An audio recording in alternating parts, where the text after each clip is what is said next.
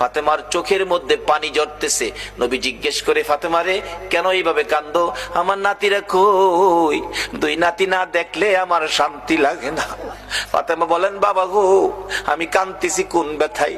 ঘরের পিছনে যাইয়া দেখেন গো বাবা, আজকে 3টা দিন পার হয়ে গেল, আমি ফাতেমার চুলায় আগুন জ্বলে না। আপনার আদরের দুই নাতি না খাইয়া থাকতে থাকতে পেটের খিদার যন্ত্রণায় ঘরের পিছনে গলাগুলি করে নানা নানা কইয়া কাঁদতেছে গো বাবা।